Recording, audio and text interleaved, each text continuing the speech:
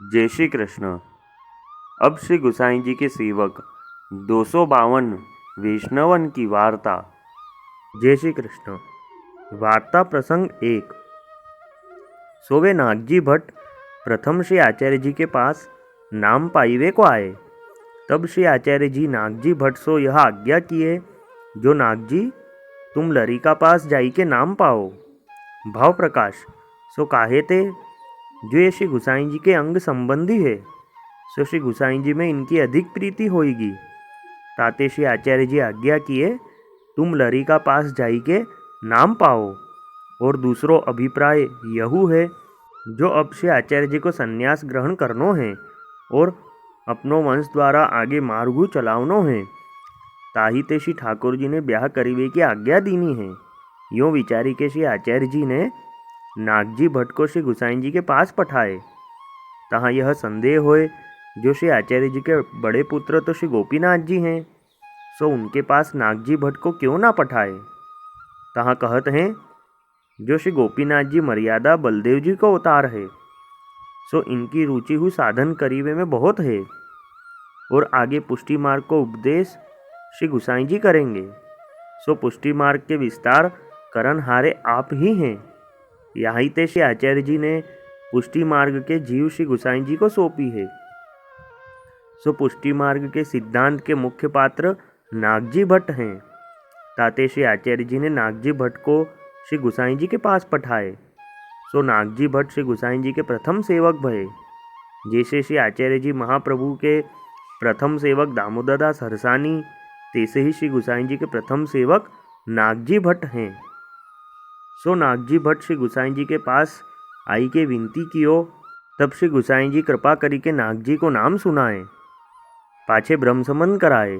सुबह नागजी भट्ट श्री गुसाई जी के ऐसे कृपापात्र भगवदीय भये। पाछे नागजी श्री गुसाई जी के पास कछुक दिन रही के अपने घर आए। ता पाछे केतेक दिन को नागजी की बेटी को विवाह आयो। सो खंभाइच के वैष्णवन सुनियो। सो वे वैष्णवन श्री गुसाई जी के सेवक हते। तिन्ने आपूस में कछु द्रव्य भेलो करी, ताकि हुंडी कराई। एक पत्र में बीड़ी एक काशीद नागजी पास आई। वैष्णवन ने खंभाइच ते गोधरा पठायो। ता पत्र में वैष्णवन ने नागजी को लिखियो, जो यह द्रव्य तुम्हारी बेटी के विवाह को पठायो है, सो तुम आछी भांति विवाह करियो। सो वह काशीद पत्र लेके नागजी के घर गोधरा में आयो। सो वह पत्र नागजी को काशीद ने दीनो। सो पत्र बाँची के नागजी ने अपने मन में यह विचार कीनो, जो यह वैष्णवन को द्रव्य विवाह में खर्चनो आछो नाही, यह अपनो धर्म न होई। सो बेटी तो काहू रंक ब्राह्मण को देऊंगो, और यह द्रव्य तो श्री गुसाई जी को है।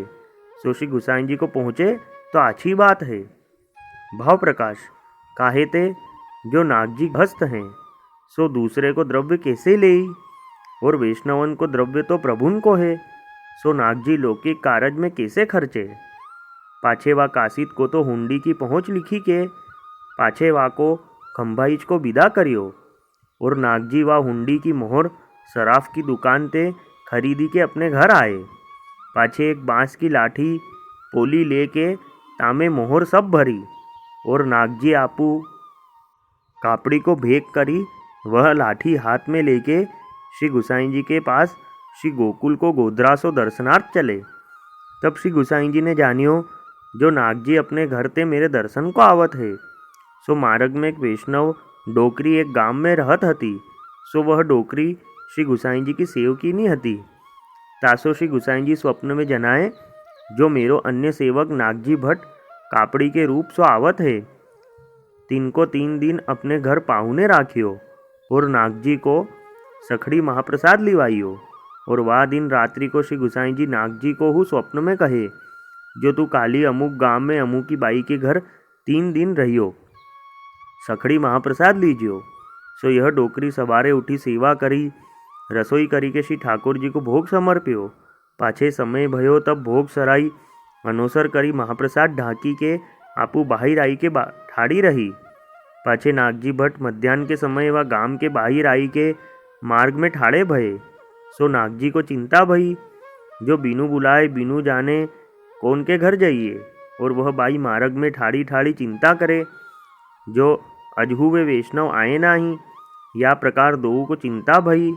इतने में वह डोकरी ने नागजी को दूरी ते आवत देखे, सो वह डोकरी भक्ति भाव सो प्रेम संयुक्त नागजी भट्ट के सामे गई। बहुत स्नेह सो नागजी को जय श्री कृष्ण स्मरण या डोकरी ने करियो। पाछे नागजी भट्ट सो रात्रि के सब समाचार कहे, जो ऐसे आज्ञा श्री गुसाई जी की है, ताते तुम कृपा करी कि मेरे घर चलो। ऐसे बहुत आदर सो न्योती अपने घर वह डोकरी नागजी को पधराई लाई। तब नागजी अपने मन में विचारी, जो श्री गुसाई जी आपकी आज्ञा प्रसाद लेवे की भई है, सो तो डोकरी यही है, परंतु या के हाथ की सखड़ी कैसे लेवे में आवे। भाव प्रकाश काहे ते ये गौड़ ब्राह्मण है, सो ज्ञाति व्यवहार मन में आयो, पर ये लीला में श्री चंद्रावली जी की सखी है, बहुला इनको नाम है, इनको स्वभाव बहुत सरल है, ताते श्री चंद्रावली जी को अति प्रिय है। सो नागजी को अजहू या डोकरी के स्वरूप को ज्ञान नाही है, सो इनके हृदय के भाव की हु खबरी नाही, ताते संदेह कियो। तब इतने ही में वह डोकरी ने नागजी भट्ट सो कहो, जो उठो स्नान करो। तब नागजी ने वह डोकरी सो कहो, जो सखड़ी महाप्रसाद तो मैं नाही लेऊंगो। तब डोकरी ने कही, जो तुम्हारी इच्छा होए सो लीजो, बेगी न्याहो तो सही। तब नागजी न्याय के आए बैठे। तब वह डोकरी ने नागजी को बालभोग को महाप्रसाद अनसखड़ी तथा दूध की सामग्री आगे धरी, सो महाप्रसाद नागजी ने लियो। तब नागजी ने कही, जो अब हम जाएंगे।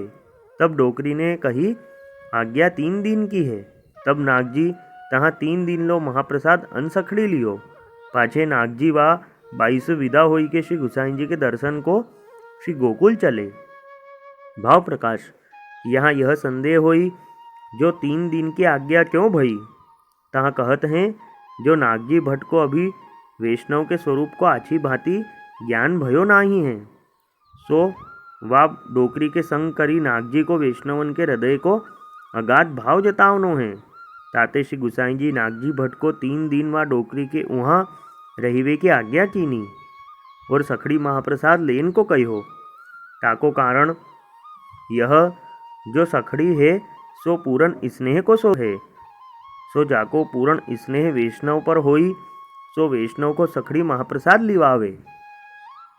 सो वह डोकरी को पूर्ण स्नेह वैष्णव पर है, तासो वह डोकरी द्वारा नागजी को यह दान श्री गुसाई जी आपू को करनो है। ताते सखड़ी महाप्रसाद लेन को कहो, और 3 दिन महाप्रसाद ले तो दृढ़ होई, यह हु अभिप्राय है। और दूसरो कारण यह है, जो वह डोकरी के भाव सो श्री गुसाई जी नागजी भट्ट को 3 दिन वहाँ सखड़ी महाप्रसाद लेन को कहो।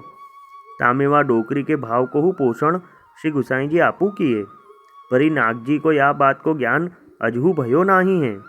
ताते 3 दिन अनसखड़ी महाप्रसाद लियो।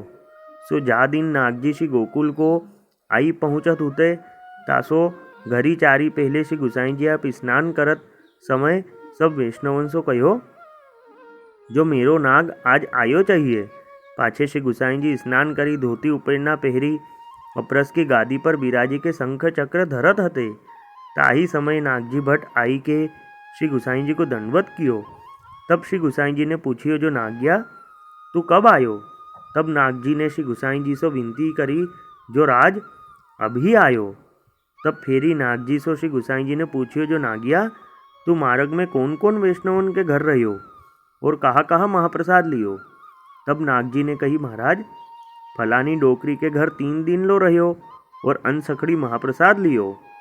यह सुनत ही श्री गुसाई जी कहे, जो मेरी अंतरंगिनी सेवकनी के घर सखड़ी महाप्रसाद क्यों नहीं लियो। ऐसे कही श्री गुसाई जी पीठी दे बैठे।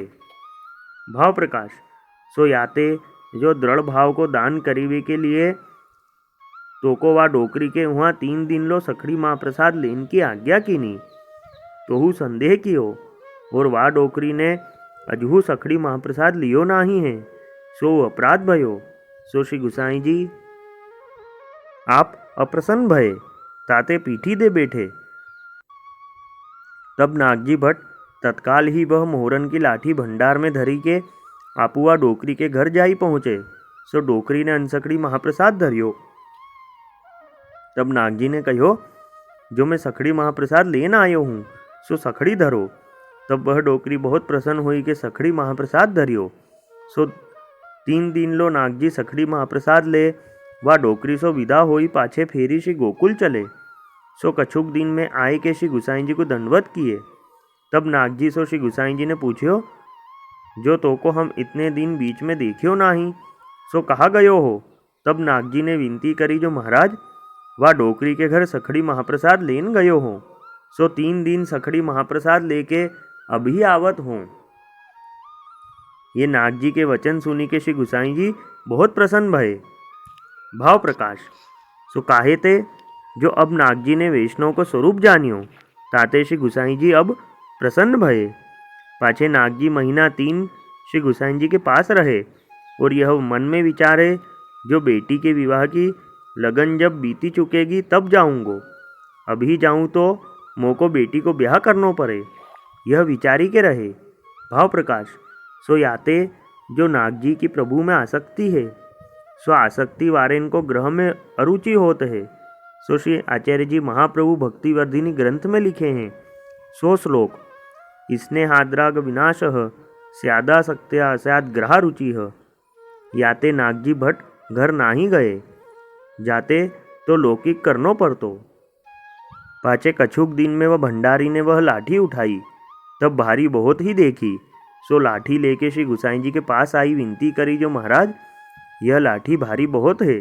तब श्री गुसाई जी आज्ञा किए, जो यह लाठी को फारी के 2 ही टुक करो।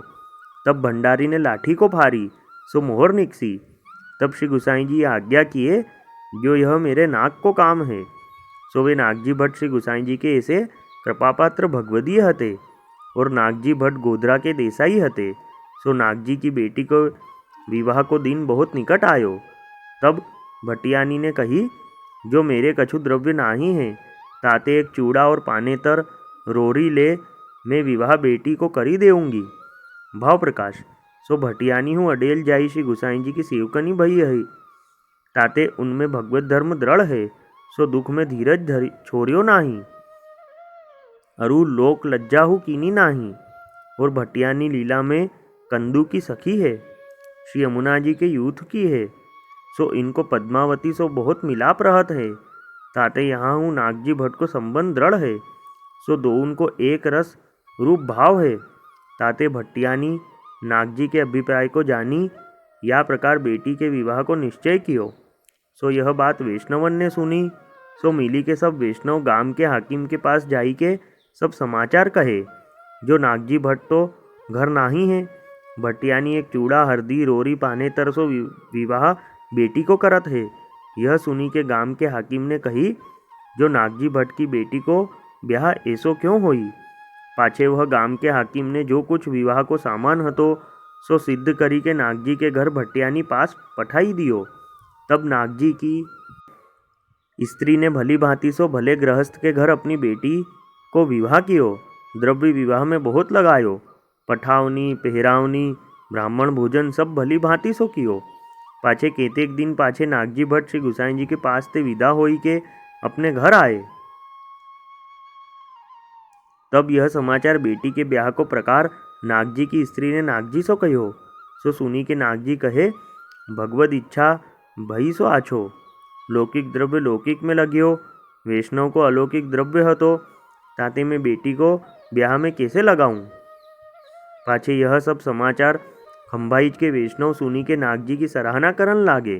सो वे नागजी भट्ट श्री गुसाई जी के ऐसे कृपापात्र भगवदीय हते। भाव प्रकाश। या वार्ता में यह सिद्धांत भयो, जो वैष्णव को अलौकिक द्रव्य लौकिक में सर्वथा खर्चनो नाही। जो खर्चे तो बहिर्मुख होई, तहाँ यह संदेह होई, जो गृहस्थ को वैवाहिक आदि कार्य में द्रव्य खर्चे बिना कैसे चले। तहाँ ये कहत हैं, जो विवाह आदि में सेवा को संबंध विचारी के आवश्यक खर्च प्रभुन सो विनती करी के करनो, प्रतिष्ठार्थ न करें। कदाचित लोक निर्वाहार्थ खर्च करनो पड़े, तो सेवा में चित्त विक्षिप्त न होई, सो यो समझ के करे।